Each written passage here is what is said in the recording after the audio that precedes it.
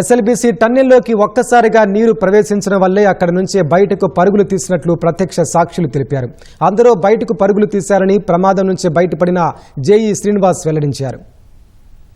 ఈరోజు ఉదయం జరిగినటువంటి ప్రమాదంలో జేఈ గారు అంటే అందులోకి వెళ్ళినటువంటి జేఈ గారు కూడా గాయపడడం జరిగింది.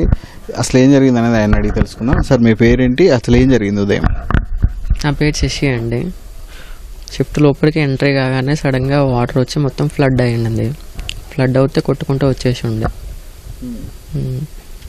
మట్టి దిబ్బలు బాగా కూలడం కానీ లేకపోతే పెద్ద ఎత్తున వచ్చింది సార్ వరద?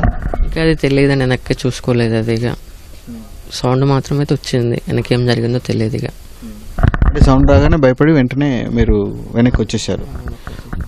ఓకే, అంటే ఫ్లడ్ పెద్ద ఎత్తున వచ్చిందా సార్? మీరు అంటే మీకేమన్నా ప్రమాదం వచ్చిందండి? బాగా హైట్ ఎక్కువ లేదు కానీ ప్రెజర్ చాలా ఉంది. మనుషులను కొట్టేస్తూ ఉండే ముందుకి. కామన్గా డీవాటరింగ్ జరుగుతుంది సార్, అంటే అది ఉంది అని మనకు ముందుగా ఐడియా లేదు వాటర్ వచ్చినట్టుగా. అంటే డీవాటరింగ్ జరుగుతూనే ఉండే కానీ వచ్చే క్వాంటిటీ అనేది ఎక్కువ ఉన్నది. ఇన్లెట్ ఎక్కువ, ఇన్పుట్ ఎక్కువ ఉంది, అవుట్పుట్ అనేది తక్కువ ఉన్నది. అప్పుడు వాటర్ అనేది స్టాండ్ బిల్ట్ అవుతాయి కదా. ఎట్లా అంటే మీకు ఏమన్నా అయిందా? హెల్త్ పరంగా ఎట్లా ఉంది సార్ ఇప్పుడు మీకు? లేదండి. మీతో పాటు ఎంతమంది గాయపడ్డారు ఏమన్నా? అంటే ఎవరి భయంలో వాళ్ళు వస్తూ ఉండే.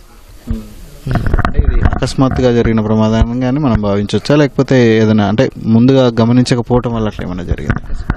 అన్ఎక్స్పెక్టెడ్. అది సాధారణంగా అటువంటి పరిస్థితి ఉండదు మనకు, అంతేనా సార్? అవునండి.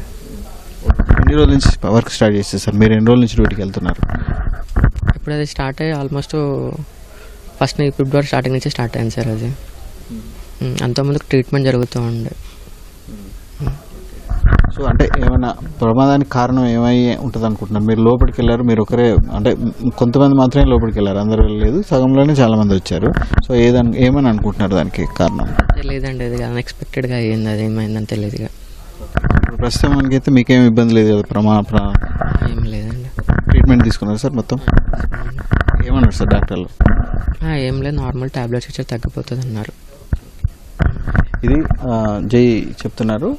ఉదయం జరిగినటువంటి ప్రమాదంలో పెద్ద ఎత్తున అంటే ప్రెజర్తో వాటర్ రావటం వల్ల ఈ ప్రమాదం జరిగిందని చెప్తున్నారు. అంటే అనూహ్యంగా రెగ్యులర్గా డీవాటరింగ్ జరుగుతుంది సొరంగ మార్గంలో, వాటర్ వచ్చే కొద్దీ ఎప్పటికప్పుడు తోడిపోస్తారు. కానీ ఊహించని విధంగా పెద్ద ఎత్తున ప్రెజర్ తోటి వాటర్ రావడంతో వాళ్ళంతా కూడా ఆ ప్రెజర్లో చూసి వెంటనే తిరిగి రావడం జరిగిందని చెప్తున్నారు. వీరితో పాటు కొంతమంది కూడా గాయపడడం జరిగింది. కానీ టన్నల్ బోరింగ్ మిషన్ ముందట పనిచేస్తున్నటువంటి 8 మంది మాత్రం ప్రస్తుతం అక్కడ చిక్కున్నారు. వాళ్ళను బయటికి తీసేటువంటి ప్రయత్నాలు అయితే కొనసాగుతున్నాయి.